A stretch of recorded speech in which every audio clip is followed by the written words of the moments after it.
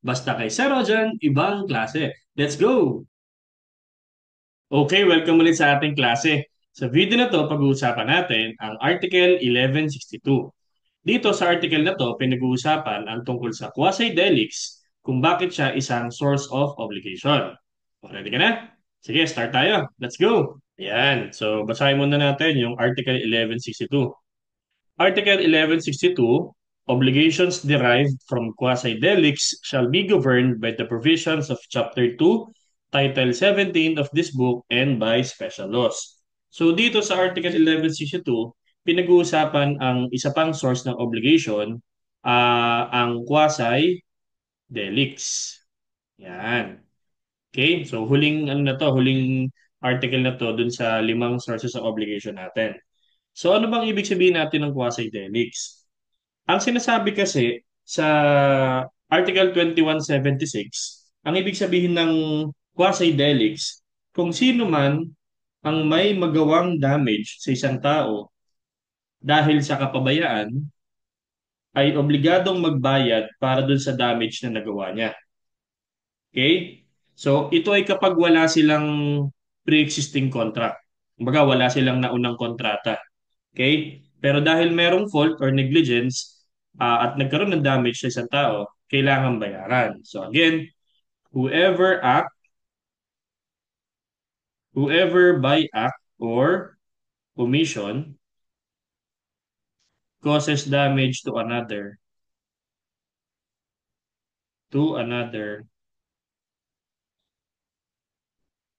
there being fault or negligence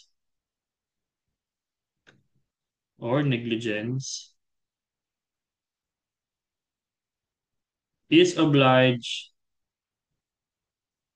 to pay for the damage done. Yan. Okay? So ito ay walang pre-existing contract sila if there is no pre-existing contract. Yan. Iba kasi kapag merong kontrata kayo tapos ay nagpabaya ka, ibang case yun. Ito naman ay wala kayong contract tapos dahil sa kapabayaan mo, sa negligence mo, nagkaroon ng damage sa isang tao. So, quasi-delict ang tawag natin doon. So, by definition, ano bang ibig sabihin natin ng negligence? Okay? So, ano ba ibig sabihin na natin negligence muna? So, pag sinabi nating negligence, ito yung failure na mag-observe ka para sa maprotektahan yung interest ng mga ibang tao, okay? Na kinakailangan may certain degree of care ka, precaution, vigilance, na kinakailangan doon sa circumstance na yon. Okay? Kasi kung hindi, baka mag-suffer ng injury. So this is failure to observe. Failure to observe for the protection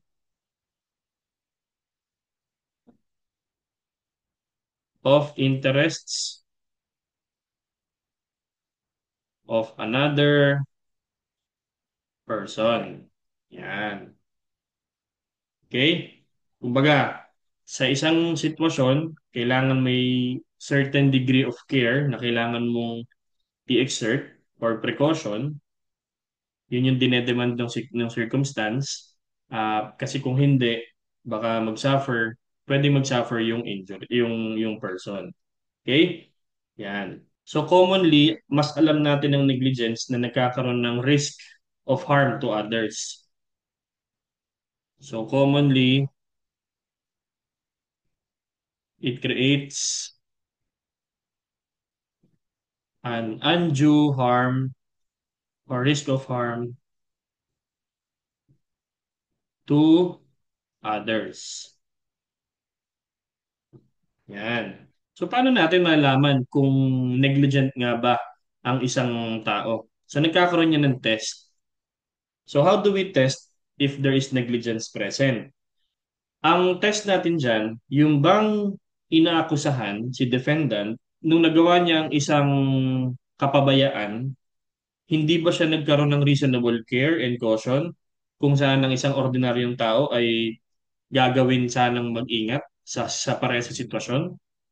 Kung hindi niya ginawa yun, then yes, he is guilty of negligence. Okay? Again, to test whether there's negligence, did the defendant, in doing the alleged negligent act, use reasonable care and caution which an ordinary person would have used in the same situation? Okay? So, meron bang reasonable care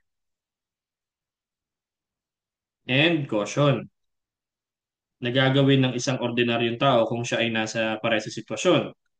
If not, then yes, guilty of negligence. Pag sinabi kasing reasonable care, yung tamang pag-iingat lang, hindi naman sobra kasi baka naman hindi naman yun ang dinedemand. Depende yan. Halimbawa, isa akong delivery rider. Okay? Magdi-deliver ako ng isang babasagin or salamin. Tapos, yung object, fragile, hindi lang sapat na basta ilagay lang siya sa isang box. Kailangan meron pa siyang bubble wrap o kung dodoblehin mo, etc. Kasi pagdating dun sa buyer, sa bahay ni buyer, tapos basag yung salamin, hindi pwedeng sabihin ni driver na nag-ingat siya. Malubak lang talaga ang daan. Hindi. Kasi hindi yun reasonable care and caution dun sa circumstance na yun. Kasi depende yung reasonable care and caution sa pinag-uusapan nating sitwasyon. Hindi siya absolute na pare-pareha sa lahat ng bagay. Depende yan sa sitwasyon. Kaya nga sinasabi, yun yung dinedemand ng circumstance. Okay? Okay? Yan. So itong test ng negligence, this is objective. Objective yan. Okay? Tinitingnan natin kung yung act or omission ay gagawin din ba ng isang ordinaryong tao sa sitwasyon na yon. Pag sinabing, ay hindi, syempre lalagyan ko yun ng bubble wrap kung ako yung delivery rider. Kung hindi niya ginawa, so negligential sa part na yon. Okay? Yan. So meron tayong ilang requisites para masabi nating merong quasi-delict. Okay? So do we have requisites to say that there is a quasi-delict na nangyari? Number one, may damage suffered by the plaintiff. Ito yung nagrereklamo. Okay?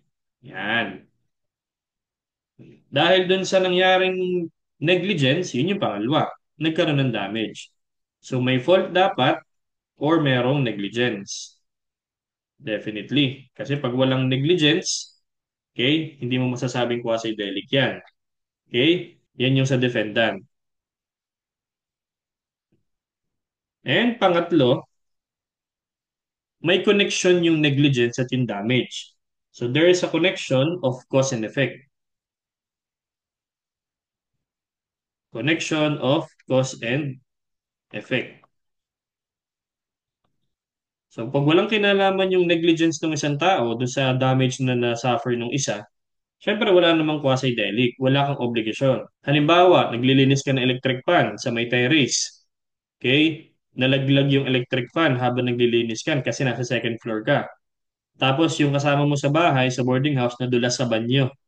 O hindi naman yun, walang kinalaman yung pagkakadula sa banyo at yung nalaglag na electric fan. Kasi nga, nasa second floor ka, for example, tapos yung isa nasa banyo. So wala siyang kinalaman doon.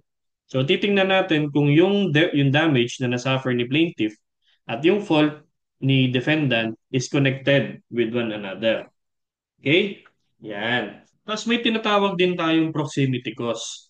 Ito yung hindi lang isa, kundi meron ding iba pang connected dahil dun sa damage na nasuffer, naapektuhan yung kasunod, hanggang saan liable si defendant doon sa damages na nagawa. So hindi lang tinitingnan dito kung sino yung primary person na na-damage. Tinitingnan din natin yung mga sumunod na event pagkatapos nun. Okay? Kung meron bang close causal connection dun sa immediate predecessor. So parang meron siyang chain of events. Halimbawa, na-injured yung isa. Dahil dun sa pagkaka-injured ng isa, nadama yung isa, yung kasunod. Yan, parang may chain of events na nangyari. So hanggang saan yung proximate cause? Yan, proximate cause. So yung unang na-injure, nag-produce ng injury dun sa mga kasunod. So this is the cause acting first and producing the injury.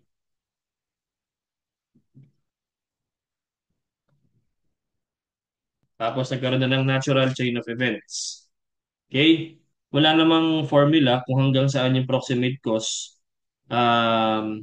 based na yan sa iba't ibang consideration para ma-estimate din kung hanggang saan yung damage na dapat bayaran ni defendant. Okay? So that is proximate cause, hindi proximity.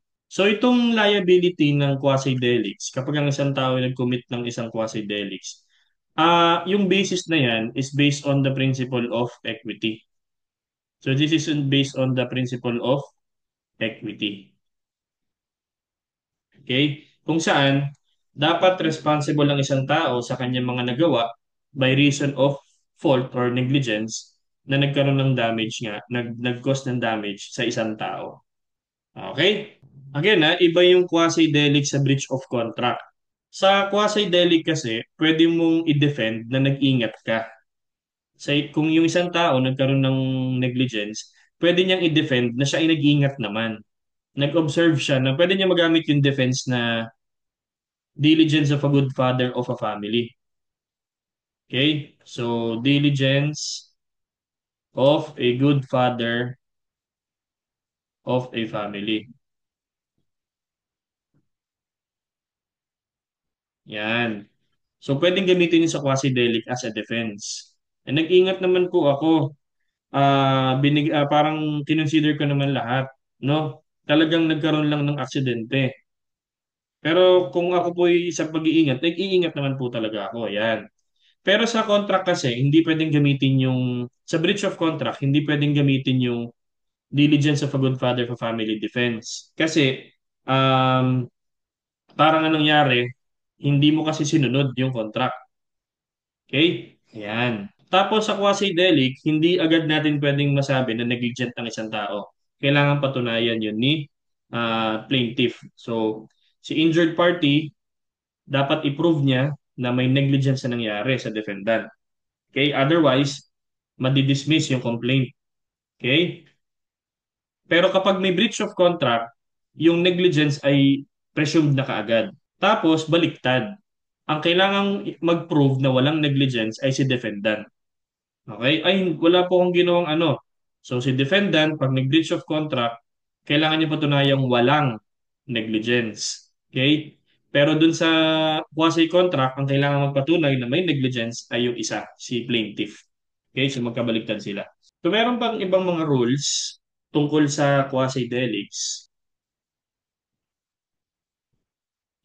Okay? Ano pa yung mga pwede nating sabihin tungkol sa quasi-delics? So, sinasabi rin sa Article 2176 ng Civil Code na ang obligation ay demandable hindi lang dun sa mga taong mismong gumawa ng pagkapabayaan or negligence, pati na rin dun sa mga taong responsible dun sa taong gumawa ng kapabayaan. Again, sabi rin dito, obligation is also demandable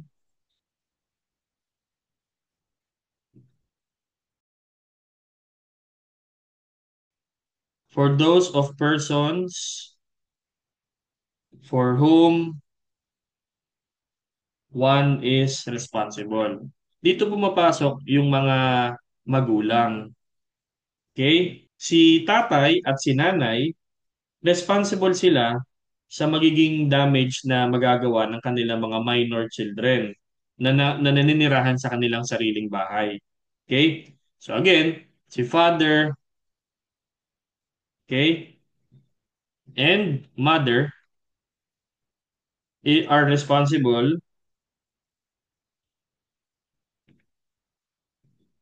for the damages caused by minor children, okay, who live in their company. Kaya mag-iingat wag hahayaang maglalabas ang kanilang mga magulang. So, yun, no? Ganun din ang mga guardians. So, pati na rin ang guardians, pasok dyan. Liable ang guardian sa magiging damage na magagawa ng mga minors or incapacitated person na nasa loob ng kanilang authority at naninirahan sa kanilang bahay. So, gagawin din yung guardians, para naman dun sa mga minor din or incapacitated persons na under ng kanilang authority. Okay, o, halimbawa, si minor nakabasag ng bintana, pwede babayaran nyo ng nanay at tatay or kaya naman ng guardian na sinasamahan at tinitirhan ng bata. Okay? Ganon din sa mga businesses, sa establishments. Ang mga owners and managers, okay? Ang owners and managers are liable also for the damages na magagawa ng kanilang employees. Okay? Yan. Dun sa mga nasa businesses, no? So, ganun din naman yung mga employers. Basically, pasok na dyan yung employers. So, liable ang employers para dun sa damages na nagawa ng kanilang employees, pati na rin yung household helpers. Yan. Na acting within the scope of their assigned tasks. Pero syempre, itong mga employees na nagkaroon ng fault or negligence, masisingil din naman sila ng kanilang employer. Kasi ang magbabayad muna niyan si employer or si owner, pero makaka-recover naman siya sa kay employee. Okay? Para ma-satisfy yung claim. So sabi dun sa isang article, whoever pays for the damage caused by the dependents or the employees may recover for what he has paid or delivered in satisfaction of the claim. So, makakasingil naman pagkatapos bayaran. So, pagkatapos bayaran, di sisingilin ni owner si employee.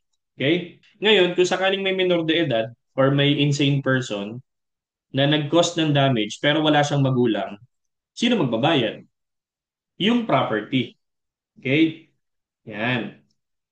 Yung yung minor dapat niyang sagutin yung mga nagawa niyang damage gamit yung sarili niyang property. Okay? Mag-a-appoint diyan ng guardian para dun sa satisfy ng claim. O yan din, yung may mga hayop, no? May mga alagang aso. Okay? Kung sino man ang nakakagat yung aso mo, di ganun din. Liable ka rin dyan. Okay? So marami pang mga instances na considered to be quasi-delicts, no? Halimbawa, yung mga manufacturer ng mga soft drinks, ng mga pagkain, nag-cost siya ng pananakit ng tiyan, o di liable yung mga manufacturer tsaka processor. Okay, para dun sa mga harmful substances na nag-cause ng injury sa mga consumers. Although walang contractual relation yung dalawa, okay? Even nga yung mga natin government, provinces, cities, or kaya naman municipalities, pag merong isang taong na-injure, namatay, dahil dun sa defective na kalsada, o kaya naman tulay, may ganyan ako napanood na sa balita eh. Hindi pa tapos yung tulay, tapos may nahulog. Dapat ay tapos na siya last month, halimbawa. So, sino ngayon ang liable doon? O, pwedeng maging liable due to negligence yung LGU na sumasakop doon sa tulay. Kung halimbawa yun ay project ng LGU or pwedeng province, etc. So, basta under ng kanilang supervision or control. So si province, si city, si municipality liable for damages para sa injury na na-suffer ng isang tao dahil sa defective na kondisyon ng kalsada, ng tulay, ng mga public buildings and other public works na under ng kanilang control or supervision. So marami pa yan, marami pa. Okay?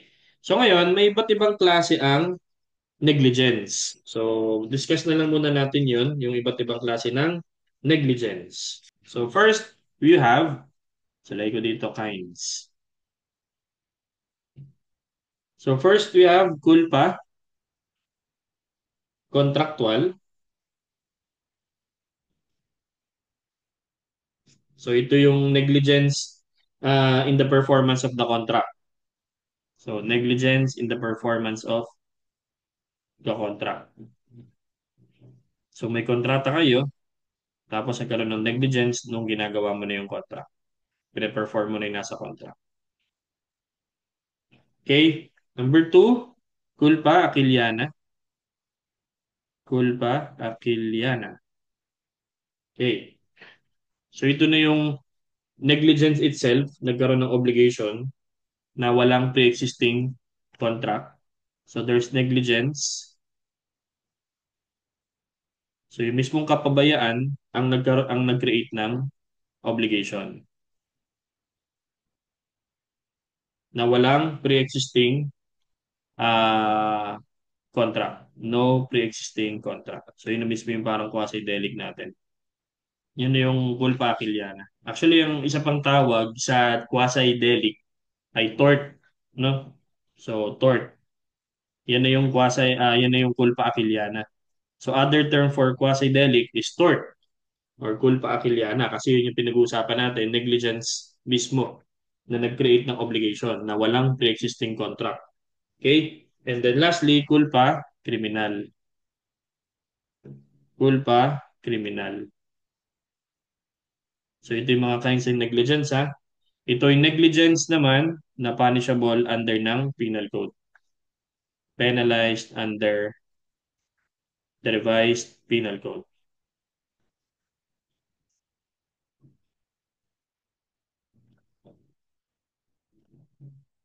Okay? So, kung sino man ang nagkaroon ng quasi-delict, liable din siya sa mga exemplary damages.